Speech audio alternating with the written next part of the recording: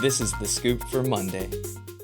I'm Sean Canan with the WMNF News headlines. Tampa set an all-time record of 100 degrees Fahrenheit yesterday. Records go back 135 years. It will be dangerously hot again today. A heat advisory is in effect until 7. Meteorologist William Maxim from the Florida Public Radio Emergency Network says the extreme heat will calm down a bit by midweek. The heat ridge in the upper atmosphere over Florida is shifting westward. Today, underneath that ridge, we're still going to have fewer clouds and sinking air. That's going to help to push the actual temperatures to near 100 today and Tuesday. Maxim says the heat index values of over 110 are likely for a couple hours this afternoon. He recommends that you limit time outside in the hotter afternoon hours and drink extra water and take frequent breaks if you must work outdoors. Attorneys for the state oppose an effort by the Miccosukee tribe to join a lawsuit challenging an immigrant detention center in the Everglades. This month, the tribe filed a motion seeking to intervene in the lawsuit by Friends of the Everglades and Center for Biological Diversity. They allege that state and federal officials did not comply with a law requiring that an environmental impact study be performed before developing the detention center that the state is calling Alligator Alcatraz. The tribe's intervention request said the Miccosukee people have lived in and cared for the land now known as the Big Cypress National Preserve since time immemorial and raised environmental concerns. But in a statement Friday, Florida said the tribe's participation would duplicate arguments by the environmental groups.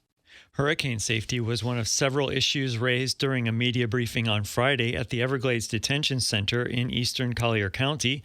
Florida Department of Emergency Management Director Kevin Guthrie got the chance to address that at a briefing. As our capacity increases, we continue to identify contingency plans to ensure we are ready for hurricane season. This facility, as I've said on the record, can withstand category winds of up to category 2. But there's a category 3 and a 4 and a 5. When we have that situation, we will have to do an evacuation. Guthrie says it's incumbent upon the Florida Division of Emergency Management and law enforcement partners to handle an evacuation effort like that. We're constantly looking at what we can do based on need when we get to a certain level where we're going to go. And I promise you that the hurricane guys have got the hurricane stuff covered. We are number one in the nation in emergency response and recovery. And that includes everything from evacuating detention facilities, jails, and hospitals, should that need ever arise. Guthrie says the detention center meets or exceeds Florida or national standards, whichever is higher. Retired public service workers gathered in Largo on Friday to speak out against President Trump's Big Beautiful Bill. WMNF's Chris Young reports they expressed concerns about how certain cuts in the bill will affect Pinellas County and Florida, and disappointment with their U.S. representative for voting for it. The bill, signed by Trump on the 4th of July, cuts taxes for overtime and tips and provides billions in funding for immigration enforcement. But the bill cuts safety net programs including Medicaid and food assistance. Barbara Giorgio, a former state employee administering food stamps, says this will hurt millions of Floridians who rely on SNAP. Is this what Congressman Luna and her colleagues want? They must want to see millions of kids going to school hungry, because why else would they vote for it? That ugly, ugly bill. Giorgio and other retired members of the American Federation of State, County, and Municipal Employees spoke out during a press conference in Largo, part of Republican Congressmember Anna Paulina Luna's district.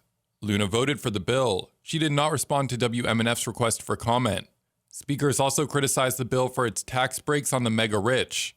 A Yale report shows the bill hurts low-income households and helps wealthy families. Chris Young, WMNF News, Largo.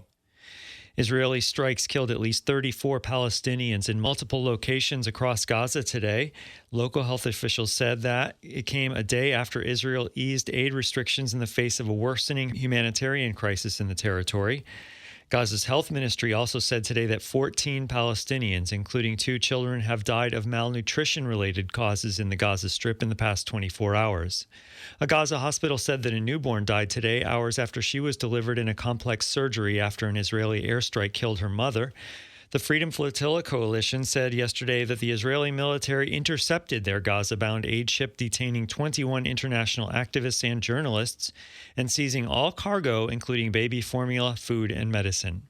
I'm Sean Canan with the WMNF News headlines.